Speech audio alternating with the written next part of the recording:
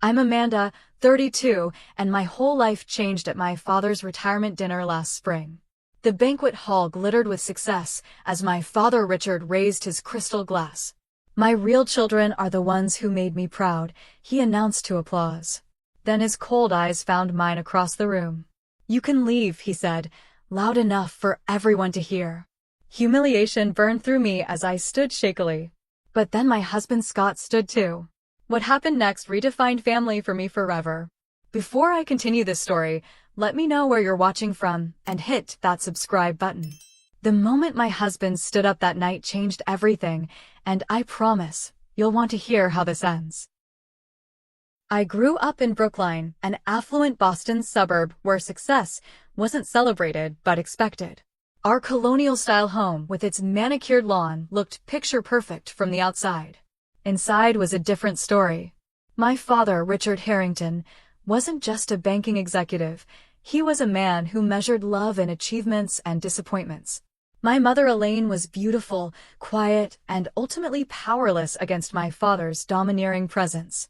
She'd occasionally whisper comfort after his tirades, but never openly defied him. I lost her to breast cancer when I was 20, and with her went the only buffer between my father's expectations and my reality. My siblings were everything I wasn't. Jason, 4 years older, followed our father into finance, graduating from Wharton and climbing rapidly at a prestigious investment firm. Kimberly, 2 years my senior, became a cardiothoracic surgeon, collecting accolades like some people collect stamps. They were the golden children, the standard bearers, the ones who made our last name mean something, as my father often said. Then there was me. From childhood, I gravitated toward books and art, finding escape in stories when real life became too harsh. I can still remember sitting at our glossy black grand piano during my 12th birthday recital. Family friends filled our living room, and I was playing Debussy's Clair de Lune. My fingers trembled over the keys, and halfway through, I hit a wrong note. Just one. My father stood abruptly, straightened his tie, and walked out. The room fell silent except for the sound of the front door closing. I finished the piece with tears blurring my vision, but I finished it. That moment defined our relationship. One mistake was all it took to be deemed unworthy. College brought temporary freedom. I studied literature at Amherst despite my father's insistence on business school. "You're throwing your life away on fairy tales," he said when I showed him my acceptance letter. I still went, funding my education through scholarships and part-time jobs since he refused to pay for a useless degree. Those years taught me independence, but deepened my struggles with anxiety and self-worth. I'd accomplished something I was proud of, only to hear my father's voice in my head asking why it wasn't more. I dated occasionally, but relationships never lasted. I'd either pick men who reinforced my father's criticism or push away the good ones before they could discover I wasn't enough. Everything changed 3 years ago at a small bookstore in Cambridge. I was browsing the classic literature section when I reached for the last copy of a rare edition of Jane Eyre at the exact same moment as someone else. I looked up to find Scott Taylor, with kind eyes and a warm smile that made something inside me settle for the first time. "You take it," he insisted. "Anyone hunting for Bronte deserves it more than me." We ended up talking for hours at the coffee shop next door. Scott was a software engineer who loved literature nearly as much as I did. He listened when I spoke. Actually listened, without checking his watch or preparing his next argument. When I mentioned my dream of starting a small publishing house for overlooked authors, he didn't laugh or call it impractical. Instead, he asked thoughtful questions about my business plan. 6 months later, with Scott's encouragement and help with the financial projections, I launched Lighthouse Press. We specialized in literary fiction by diverse voices, starting small with just 2 titles our first year. By year 2, one of our books had won a regional award, and we'd expanded to publishing 6 titles annually. It wasn't making me rich, but it was making me proud. Scott and I married in a small ceremony at the Boston Public Library. My father didn't attend, claiming an important business meeting in Chicago. Jason sent an expensive but impersonal gift. Only Kimberly represented my side of the family, leaving immediately after the ceremony for a conference. "They don't deserve you," Scott whispered as we danced at our reception, surrounded by friends and his loving family instead of mine. I hadn't spoken more than a few words to my father in nearly 2 years when the invitation to his retirement dinner arrived. After 40 years at First Atlantic Bank, Richard Harrington was stepping down as executive vice president, and there would be a formal celebration at the Hawthorne, Boston's most exclusive restaurant. "We don't have to go," Scott said, watching my hands tremble as I read the thick cream-colored card. "Maybe this is his way of reaching out," I said, though I didn't believe it. "Maybe things will be different now that he's retiring." The night of the dinner, I stood before our bedroom mirror in a navy blue dress that had cost more than I'd usually spend. My hair was professionally styled, my makeup carefully applied to hide the shadows under my eyes from a week of stress-induced insomnia. "You look beautiful," Scott said, adjusting his tie in the mirror beside me. "I feel like I'm going to throw up," I admitted. A panic attack hit me just as we were about to leave. Scott sat with me on the edge of our bed, coaching me through the breathing exercises my therapist had taught me. His hand made slow circles on my back as my breathing gradually normalized.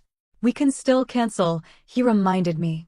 "No," I said, reapplying my lipstick with shaking hands. "I need to do this. I need to try one more time." As we drove downtown, Scott reached over and squeezed my hand. "Remember, no matter what happens tonight, you have people who love you for exactly who you are." I nodded, wishing I could believe him, but decades of conditional love had taught me otherwise. Deep down, I still thought I needed to earn the right to be loved, and tonight was one more chance to finally make my father proud. The Hawthorne stood like a beacon against the Boston skyline, its historic facade illuminated against the darkening spring evening. Scott handed our car to the valet, a young man in a crisp red uniform who opened my door with practiced elegance. As we approached the entrance, my heels clicked against the cobblestone walkway like a countdown. "Remember to breathe," Scott whispered, his hand steady at the small of my back. The maitre d' directed us to the private banquet room where my father's retirement celebration was already underway. Crystal chandeliers cast a golden glow over the crowd of about 70 people, most in formal attire, champagne flutes in hand. A string quartet played softly in the corner, nearly drowned out by the polite laughter and conversation of Boston's banking elite. I spotted Jason immediately, holding court near the bar. At 36, my brother had grown to resemble our father with his tailored suit and confident stance. He was surrounded by admiring colleagues, his gold cufflinks catching the light as he gestured while telling some story that had his audience chuckling appreciatively. "Amanda," he said when he noticed us, his smile not quite reaching his eyes. "Didn't think you'd make it." He offered Scott a brief handshake before turning to the group. "This is my little sister and her husband. Amanda does something with books, don't you?" Before I could answer, he continued. "Scott, these are some colleagues from Blackstone Investment. We just closed the Reynolds merger last week." The conversation immediately returned to finance, with Jason not bothering to include us. Scott gave my hand a gentle squeeze as we excused ourselves. We found Kimberly near the hors d'oeuvres table, elegant in a red dress that probably cost more than my monthly rent.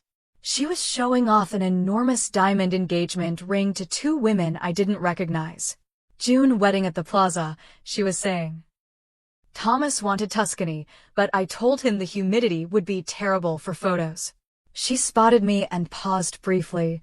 "Amanda, you came." Her eyes flicked over my dress with subtle assessment. "Navy is so reliable." She introduced Scott and me to her fiancé, Thomas, a neurosurgeon with perfect teeth and a Harvard accent.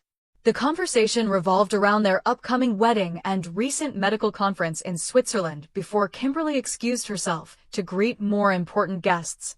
"Your siblings are exactly as advertised," Scott murmured as we moved away. I was reaching for a glass of champagne from a passing waiter when I felt a bony hand on my arm. Aunt Patricia, my father's sister, pulled me into a stiff hug that smelled of expensive perfume and judgment. "Amanda, darling," she said, air kissing near my cheek. "You look healthy." The slight pause communicated volumes. Aunt Patricia had always sided with my father, reinforcing his standards as reasonable rather than punishing. She leaned closer, her voice dropping. Try to make him proud tonight. It's important to him, especially with all his colleagues here. Before I could respond, she was already moving toward Kimberly, exclaiming over the engagement ring. The banquet room was a showcase of wealth and power. Crystal vases held arrangements of white roses and hydrangeas on every table. The bar featured top-shelf liquor and vintage wines. Waitstaff circulated with trays of delicacies, caviar on blini, seared scallops, tiny quiches. Around me, conversations centered on stock portfolios, vacation homes, and private schools. I finally spotted my father across the room, commanding attention in a circle of distinguished men. At 65, Richard Harrington remained imposing, his silver hair and patrician features marking him as someone accustomed to respect. He laughed at something one of the men said, and for a moment, I saw a warmth I'd rarely experienced directed at me. Scott sensed my hesitation. Want me to come with you to say hello? I shook my head. I should do this alone. Taking a deep breath, I approached my father. He saw me coming but continued his conversation until I was standing awkwardly at the edge of the circle. Finally, during a pause, he acknowledged me. Amanda, you made it. His tone suggested mild surprise rather than pleasure. Congratulations on your retirement, I said, offering the gift bag containing an expensive fountain pen Scott had helped me select. Thank you. He accepted it without looking inside. Gentlemen, my youngest, Amanda. She's in publishing. Own my own small press. Actually, I added. We just had an author shortlisted for the Massachusetts Book Award. My father's expression didn't change. Amanda always had her head in the clouds, playing with books while her siblings took on real careers. The men chuckled obligingly. Speaking of, Jason just closed a $40 million deal. And Kimberly is engaged to Dr. Thomas Whitfield, chief resident at Mass General. The clear message, their accomplishments were worth mentioning, mine were not. It was nice seeing you, I said quietly, retreating before the tears stinging my eyes could fall. Scott was waiting with a fresh glass of wine, which I gratefully accepted. That bad? The usual, I managed, taking a large sip. The cocktail hour continued around us. I watched as my father moved through the room like a king holding court, accepting congratulations and reminiscing about his illustrious career. With each person he greeted warmly, the contrast to his coldness toward me became more pronounced. When it was time to be seated for dinner, I discovered we'd been placed at a table far from the main one where my father, Jason, Kimberly, and other VIPs would sit. Our tablemates included distant relatives and junior colleagues who seemed equally disappointed with their placement. I'm Scott Taylor, Amanda's husband. Scott introduced himself cheerfully, undeterred by the seating politics. You're Richard's daughter? Asked an older woman across from us. The one who isn't a doctor or banker? I nodded, forcing a smile. I run a publishing company.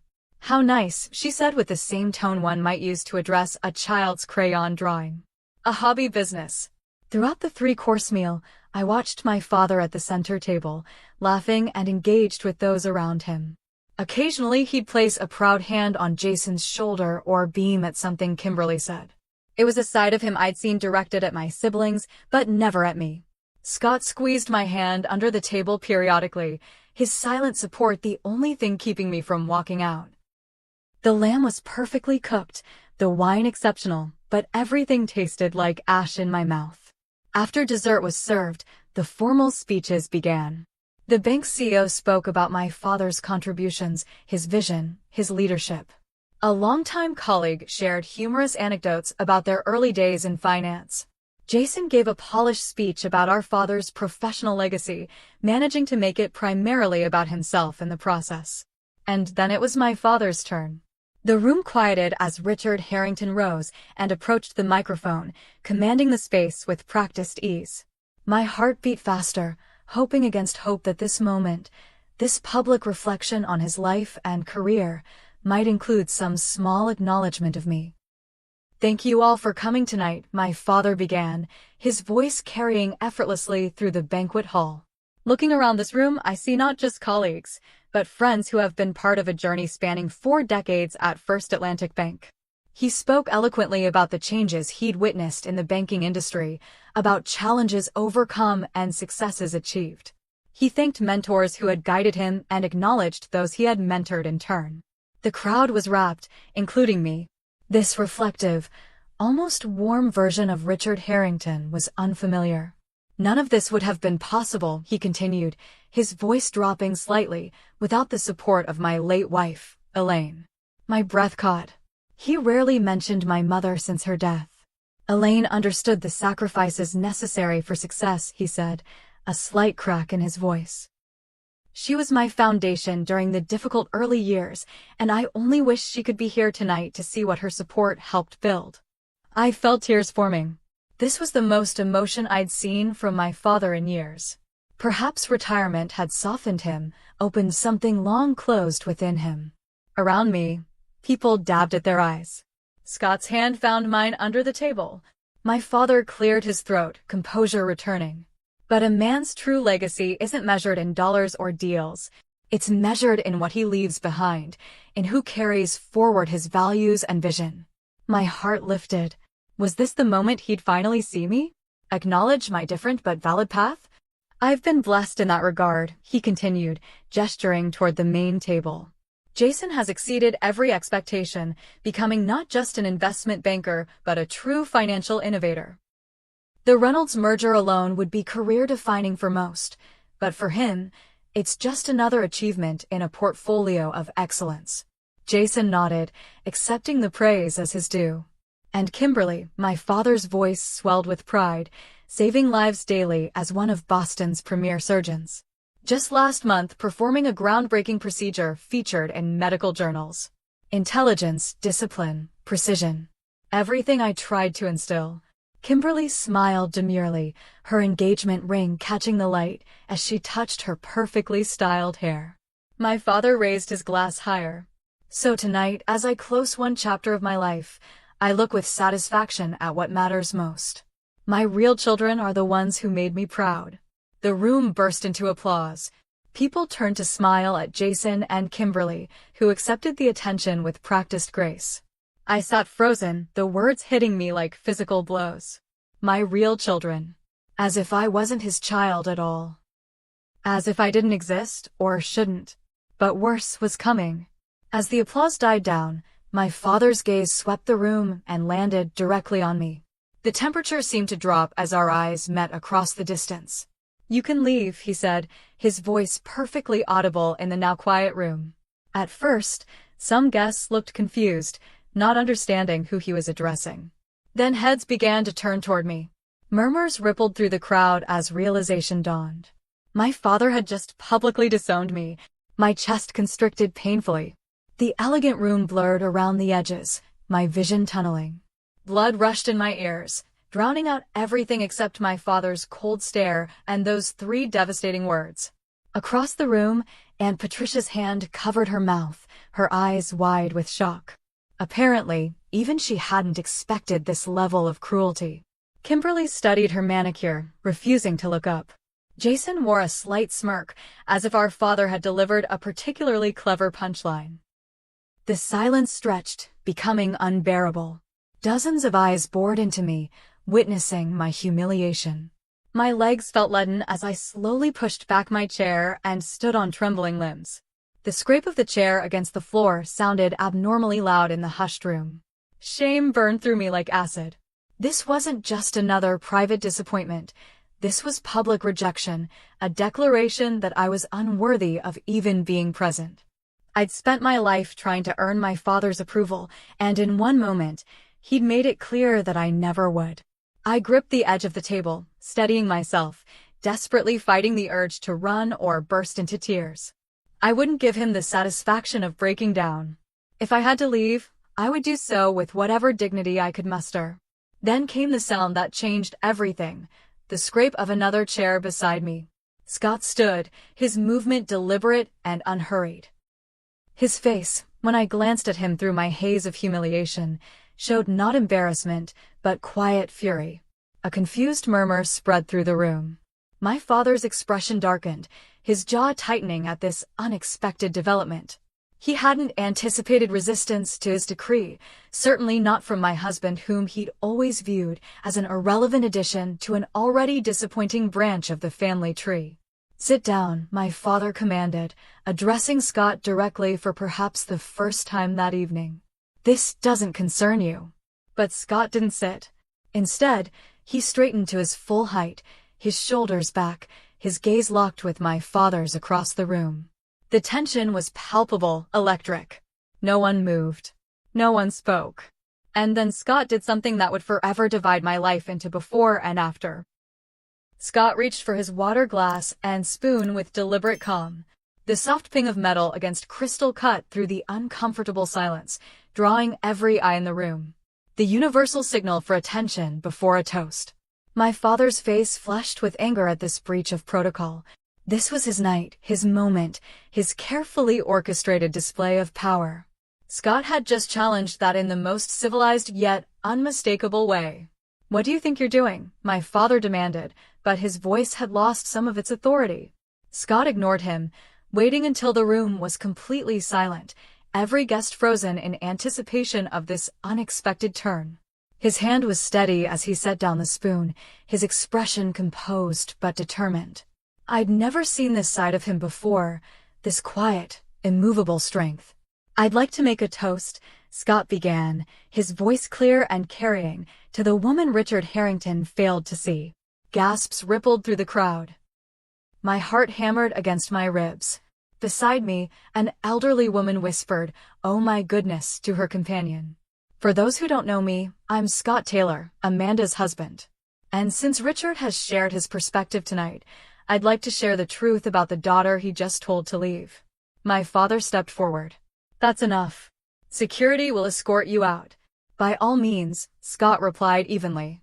But I wonder how the Boston Globe would report on Richard Harrington having his own daughter and son-in-law forcibly removed from his retirement party. "I'm sure your banking colleagues would find that fascinating." My father froze, his gaze darting around the room at his professional peers. His reputation had always been paramount. Scott had found the one leverage that would work.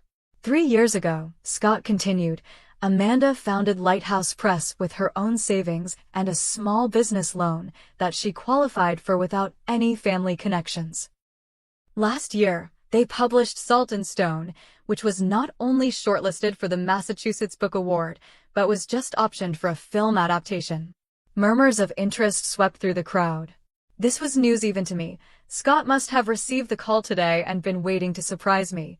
What Richard failed to mention is that Amanda's press has provided a platform for voices that major publishers overlooked, including veterans, immigrants, and yes, people who grew up in emotionally abusive homes.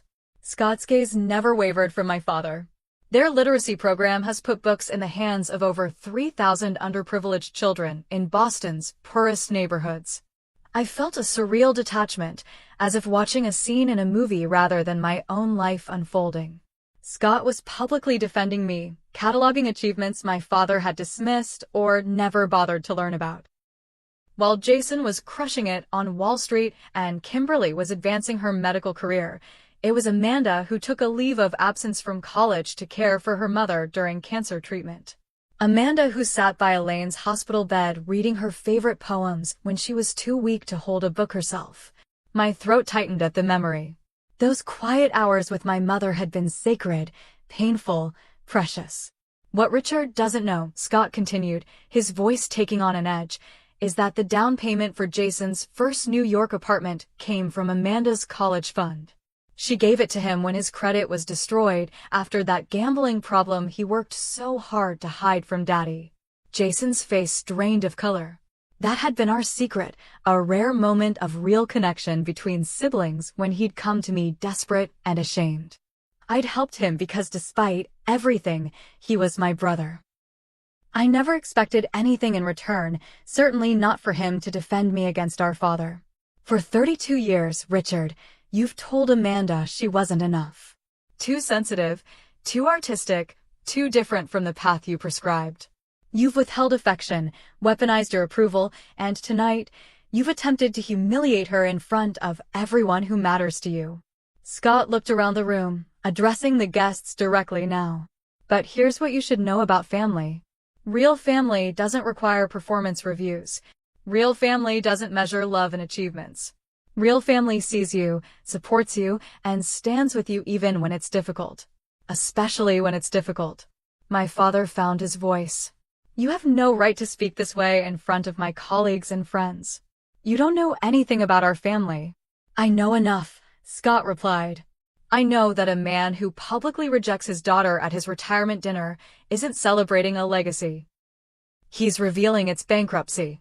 The room was so silent I could hear the ice shifting in water glasses. No one moved. No one seemed to breathe. Scott turned to me then, his eyes softening. Amanda is the strongest person I know. Not because she met her father's impossible standards, but because she survived them and became herself anyway. He raised his water glass one final time, turning back to my father. So thank you, Richard Harrington, for showing us exactly the kind of parent we'll never be. With that, Scott set down his glass and gently took my hand. The warmth of his fingers around mine anchored me as the room spun with shock, embarrassment, and something else I couldn't yet identify. Together, we walked toward the exit, our footsteps echoing on the marble floor. No one tried to stop us. No one spoke.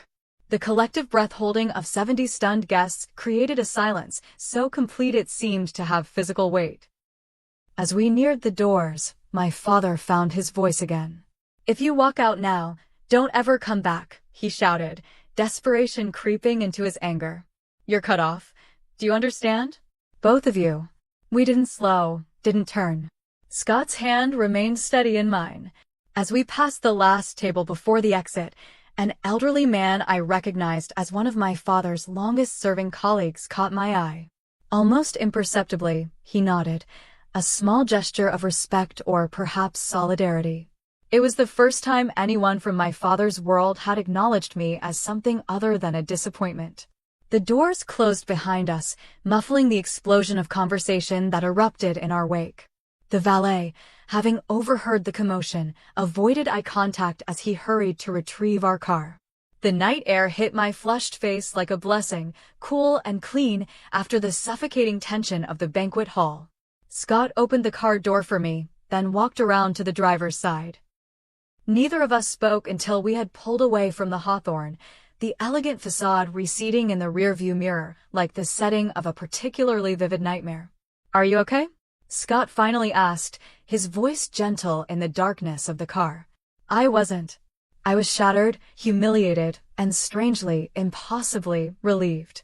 Something that had been coiled tightly within me for decades had finally snapped, leaving me raw but somehow lighter. I don't know, I answered honestly, but I think I might be, eventually. Scott reached for my hand again, and we drove home in silence, leaving behind the wreckage of expectations and pretense, heading toward something I couldn't yet name but desperately wanted to discover. The emotional dam broke as soon as we entered our apartment. I collapsed onto our couch, violent sobs tearing through me as 3 decades of suppressed pain erupted at once. Scott held me without speaking, his shirt growing damp with my tears, his arms steady around my shaking shoulders. I'm sorry, I gasped between sobs. I'm so sorry you had to do that. I'm not, Scott said firmly. I've wanted to say those things to your father for 3 years. He'll never forgive us. The thought brought fresh tears. Despite everything, some childish part of me had never stopped hoping for reconciliation, for the father I needed instead of the one I had. That's his loss, Scott said. And honestly, Amanda, his forgiveness isn't worth having. We stayed up until 3 in the morning, talking through what had happened.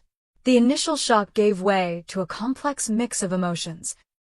Grief for the relationship I'd never have with my father, anger at his cruelty, fear about family repercussions, and underneath it all, a tentative sense of liberation. Do you think I overstepped?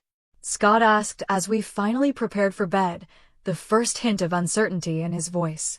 You stood up for me when no one ever has, I said. Including me. Sleep came in fitful bursts, interrupted by the phone. My father called 7 times between midnight and dawn, leaving increasingly angry voicemails demanding apologies and threatening consequences. I let each call go to voicemail, my phone screen illuminating the darkness of our bedroom like distant lightning.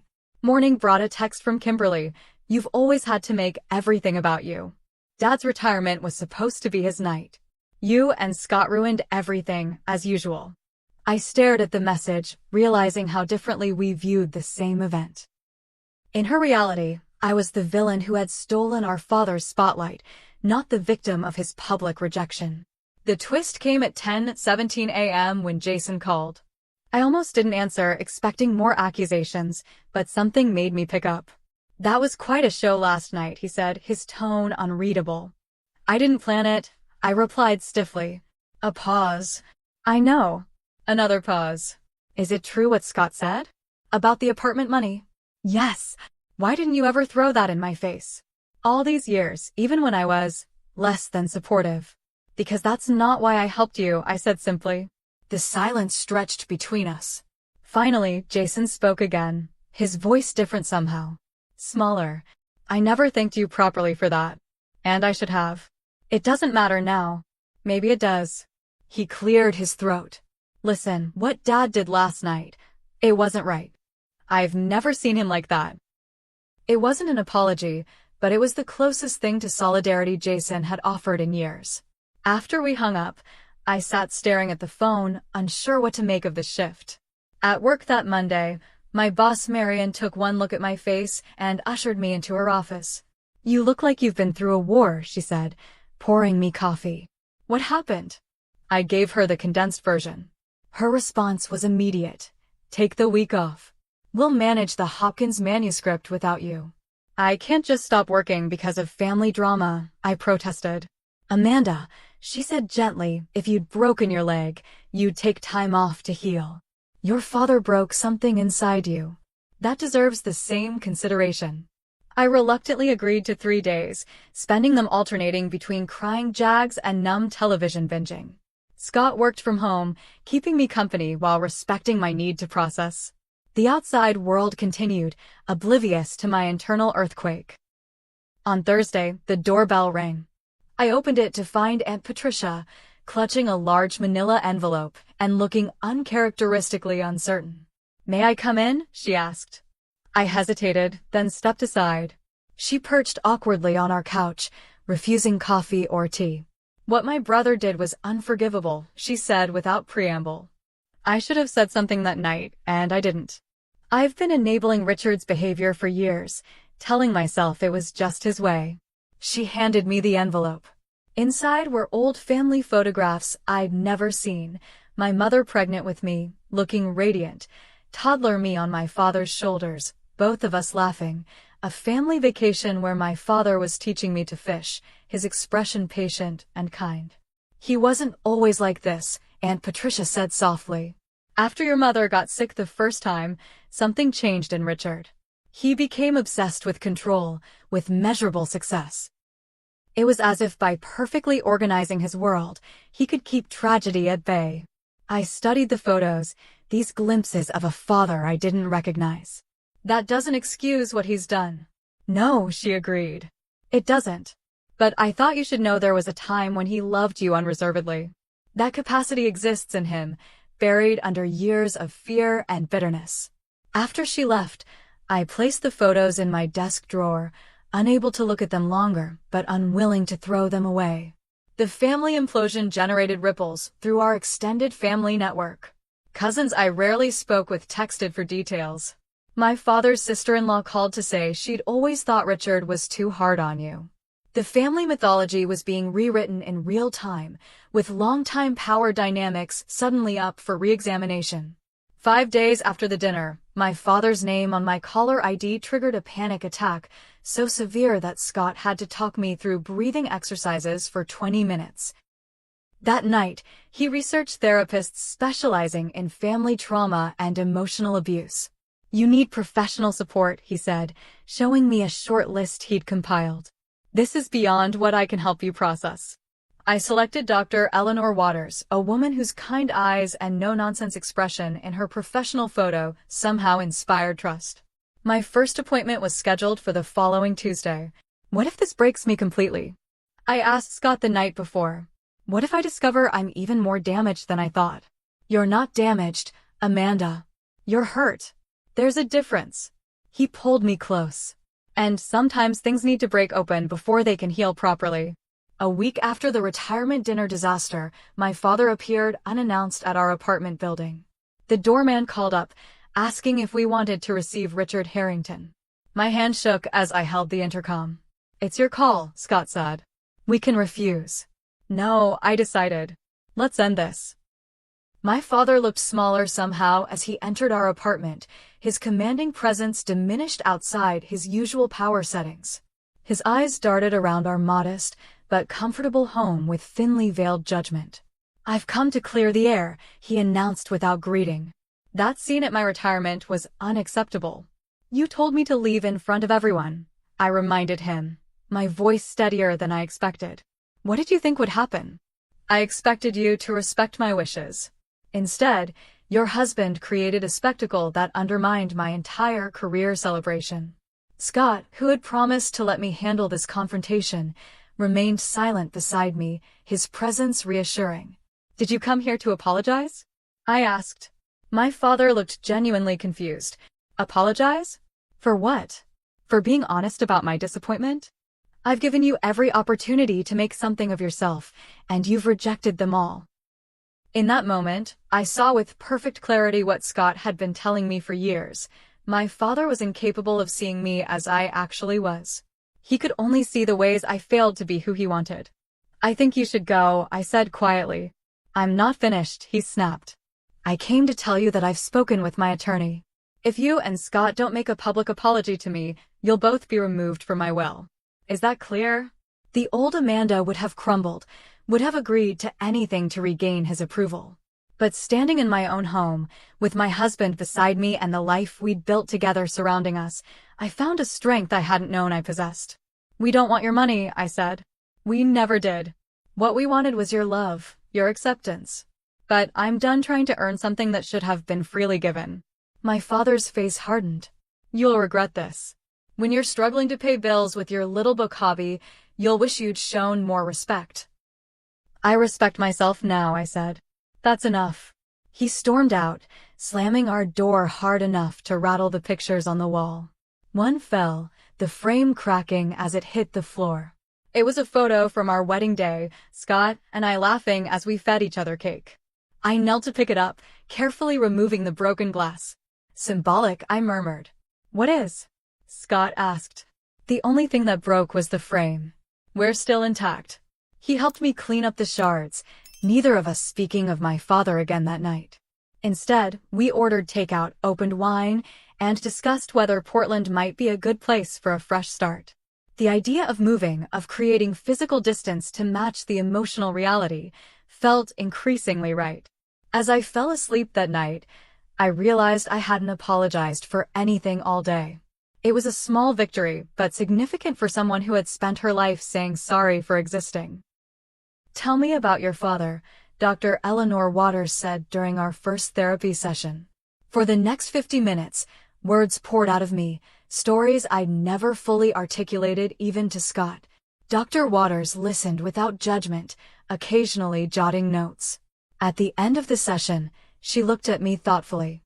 Amanda, have you ever heard of emotional abuse? That simple question began a 3-month journey through family dynamics, trauma responses, and the slow process of reclaiming my self-worth. Dr. Waters helped me see patterns I'd normalized, my father's conditional love, my siblings' roles in our dysfunctional system, my own adaptive behaviors that had once protected me but now limited me. Healing isn't linear, she warned me. You'll have setbacks. Days when the old beliefs feel more real than the new ones. That's normal. She was right.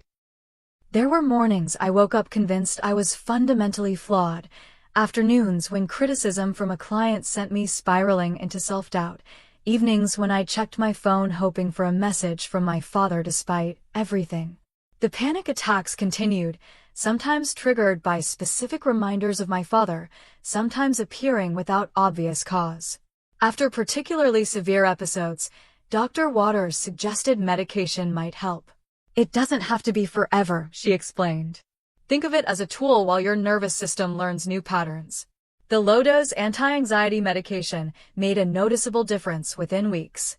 The constant background hum of dread quieted. Sleep came easier.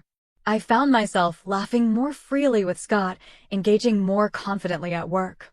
Meanwhile, Scott and I researched Portland in earnest. The vibrant literary scene, progressive values, and physical distance from Boston all appealed to us. We created spreadsheets comparing neighborhoods, housing costs, and potential office spaces for Lighthouse Press. Are we running away? I asked Scott one night as we scrolled through Portland rental listings. We're running toward something, he corrected. There's a difference. Our decision solidified when Scott received an unexpected job offer from a Portland-based tech company developing publishing software. The position came with a significant salary increase and the option to work remotely 3 days a week. It's like the universe is confirming our plan, he said, showing me the email. We set a 6-month timeline for the move, giving us time to wrap up projects in Boston and transition the business thoughtfully. I was explaining these plans to Marian when her eyes widened at something over my shoulder. Amanda Taylor? A woman approached my desk, her expensive perfume announcing her before her voice did. I'm Vivian Newell. I was your father's executive assistant for 15 years. My stomach tightened. If my father sent you. She shook her head. Richard has no idea I'm here. I retired last month, so he can't fire me for this conversation. She glanced around. Is there somewhere we could talk privately? Over coffee in a nearby cafe, Vivian shared stories that confirmed my worst suspicions and revealed new dimensions to my father's behavior. His perfectionism and cutting remarks weren't limited to me. They extended to his staff, particularly women. He'd reduced junior associates to tears, taken credit for others' ideas, and held grudges for years over minor infractions. The night of that retirement dinner, 3 longtime colleagues approached me separately to say they'd always thought Richard was unnecessarily harsh with you, Vivian confided. Your husband's speech, it resonated with many people who'd experienced your father's darker side. Why are you telling me this? I asked. Vivian stirred her coffee thoughtfully. Because for 15 years, I watched you try to win the approval of a man who moves the goalposts every time someone gets close. I watched you blame yourself for his inability to show love. And I stayed silent. She reached across the table, briefly touching my hand. I'm not staying silent anymore. That conversation with Vivian was unexpected validation, external confirmation that I hadn't imagined or exaggerated my father's treatment. It strengthened my resolve to build a new life unshackled from his influence. In the following weeks, I reached out to cousins on my mother's side whom I'd lost touch with after her death. To my surprise, many welcomed the reconnection. My mother's sister Judith invited Scott and me for a weekend at her Connecticut home, where she shared family stories and photographs I'd never seen. Your mother would be so proud of the woman you've become, Aunt Judith told me, showing me my mother's college journals. She was an artist too, you know. Before she met your father and adopted his priorities. This glimpse into my mother's unfulfilled creative ambitions created a new sense of connection with her. I'd always thought my artistic tendencies came from nowhere, an anomaly in a family of practical professionals. Learning they were an inheritance from my mother felt like reclaiming a piece of my identity. For months after the retirement dinner incident, I was giving a speech at a small literary event about Lighthouse Press's mission to amplify overlooked voices.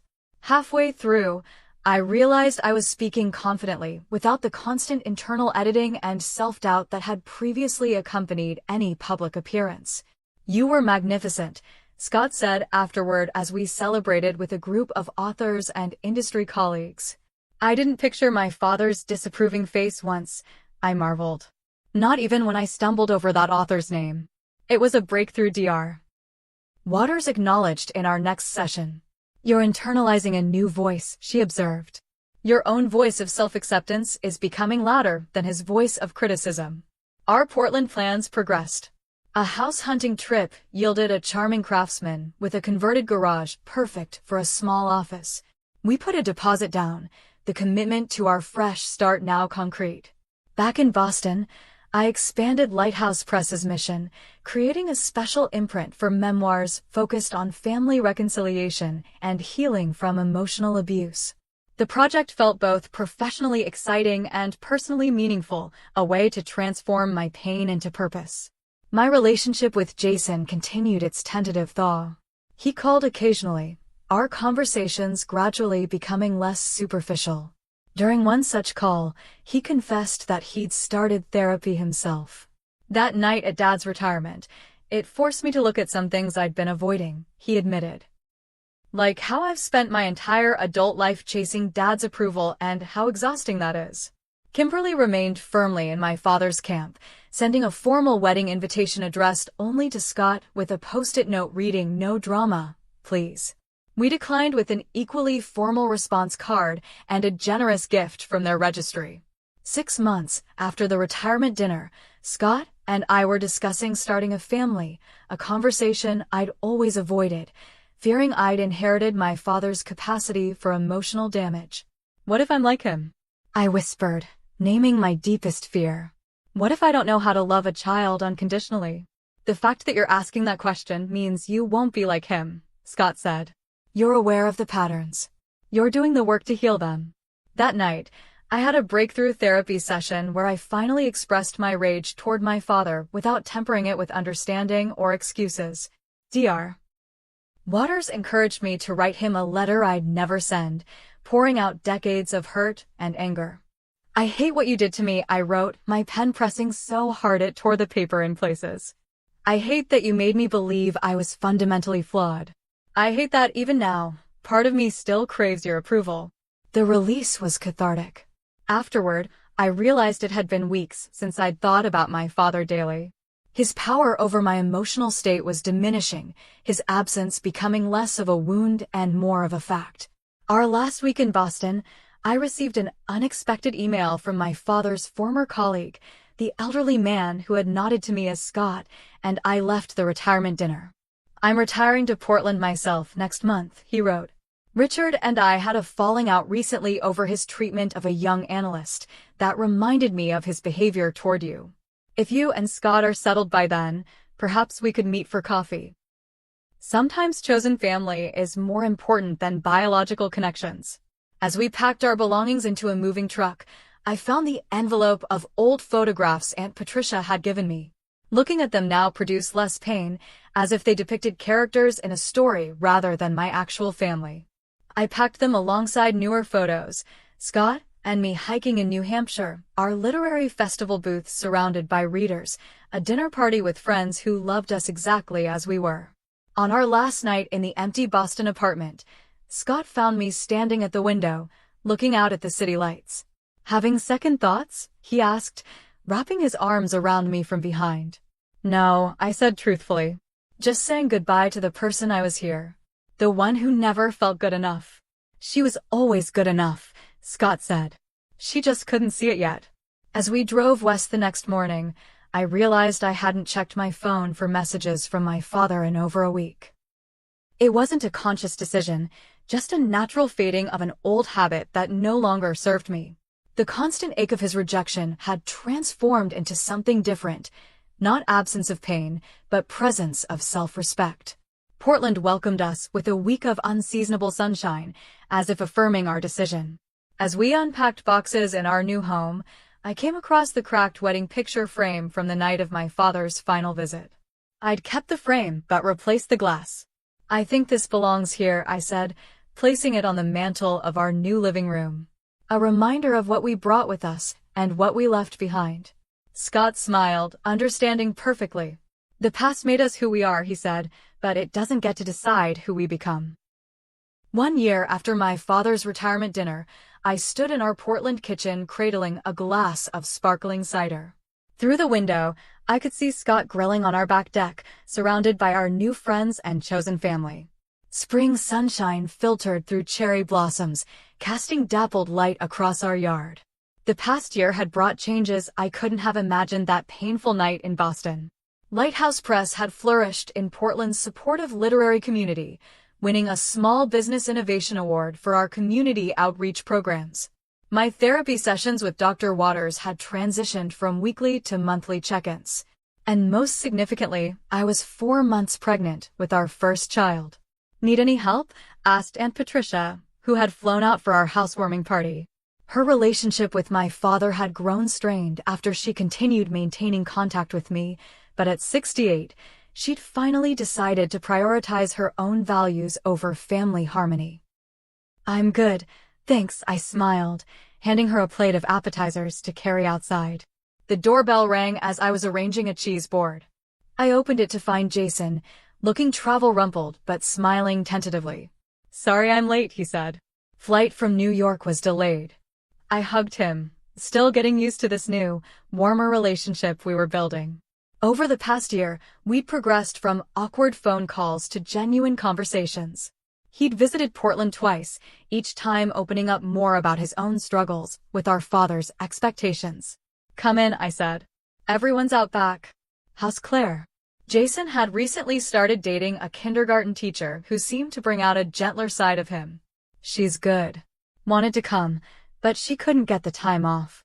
He hesitated, then handed me an envelope. "I've been debating whether to show you this, but I think you should know." Inside was a short article from a Boston business publication featuring a small photograph of my father.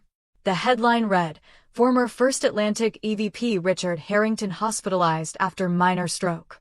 "He's physically okay," Jason added quickly, seeing my expression. "But it's been a wake-up call. He's alone a lot now. Kimberly visits when she can, but her surgical residency keeps her busy. He refused to hire help initially, but after he burned dinner and set off the smoke alarms, the neighbors called me." I studied the photo of my father. He looked older, diminished somehow. "I'm sorry to hear he's unwell," I said honestly. "But I don't know what you expect me to do with this information." Jason shrugged. "Nothing, necessarily. I just thought you should know." I placed the article on the counter, promising myself I'd process it later. Today was about celebration, not reopening old wounds.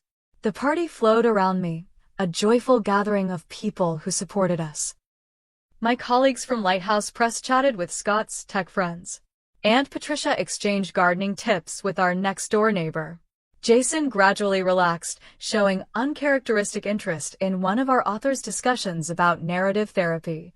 As evening approached, Scott called for everyone's attention, raising his glass. 1 year ago, Amanda and I made the best decision of our lives moving to Portland. But the journey started earlier, with a moment of truth at a certain retirement dinner. Knowing glances were exchanged among those familiar with our story. That night could have broken us, but instead, it freed us. He turned to me, his eyes soft. To Amanda, who taught me that real strength isn't about never falling, but about rising every time life knocks you down. And to all of you who've become our Portland family, thank you for welcoming us exactly as we are. Glasses clinked as everyone toasted. Standing there, surrounded by genuine affection, I felt a completeness I'd spent decades searching for. The validation I desperately sought from my father had always been a mirage, disappearing as I approached. Real acceptance, I'd learned, didn't require contorting myself to meet someone else's expectations. After our guests departed, Jason helped us clean up, uncharacteristically domestic, as he loaded the dishwasher. "I have a confession," he said, folding a dish towel with unexpected precision. "I've been seeing a therapist for 8 months now." "That's great, Jason," I said, genuinely pleased. "It's changing how I see everything. Dad, myself, you." He leaned against the counter. "Did you know I was jealous of you growing up?" I nearly dropped the plate I was rinsing. "Jealous? Of me?" "You were the golden child." "I was the obedient child," he corrected. "I did everything Dad wanted and got his approval, sure. But you always knew who you were. Even when it cost you everything, you stayed true to yourself." I never had that kind of courage. We talked late into the night after Scott went to bed, sharing perspectives on our childhood that made me see familiar events through new eyes. When Jason finally left for his hotel, he hugged me tightly. "I'm sorry I wasn't a better brother," he whispered. "We're writing a new story now," I reminded him. "That's what matters."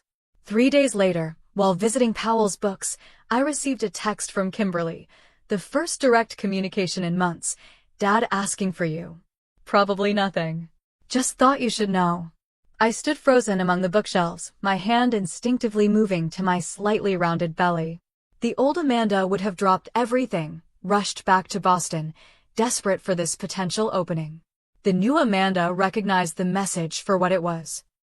Kimberly's way of transferring responsibility, of making any continued estrangement my choice rather than our father's. After careful consideration and a long talk with Scott, I composed a simple response. Thank you for letting me know. I hope he recovers well.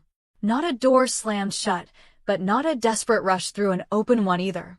Just acknowledgement of a shared humanity that existed independent of our broken relationship. 2 weeks later, I had a chance encounter that crystallized how far I'd come. While visiting a friend in the hospital after minor surgery, I rounded a corner and nearly collided with my father. He looked startled, then wary. He'd lost weight, and a slight droop affected one side of his face, evidence of the stroke Jason had mentioned. Amanda, he said, his voice rougher than I remembered. Dad, I replied, surprised by my steady calm. Jason mentioned you were having some health issues. I hope you're doing better. He nodded stiffly. Just a checkup. Nothing serious. We stood awkwardly in the hospital corridor, medical staff flowing around us like a stream around two stubborn rocks. You look different, he finally said. I smiled slightly. I'm pregnant. Due in November. Something flickered across his face. Surprise, perhaps a hint of some deeper emotion quickly suppressed. I see. Congratulations. Thank you. Another silence stretched between us, filled with decades of things unsaid. I realized I was waiting for something, an apology, perhaps, or some acknowledgement of the pain he'd caused. But his expression remained carefully neutral, his posture rigid. I should go, I said finally. My friend is waiting. He nodded. Give my regards to Scott. It was such a conventional pleasantry, so at odds with our last interaction, that I almost laughed. Instead, I simply nodded and moved past him, continuing down the corridor. What struck me afterward wasn't what had happened, but what hadn't. No accelerated heartbeat. No tunnel vision. No desperate need to make him love me.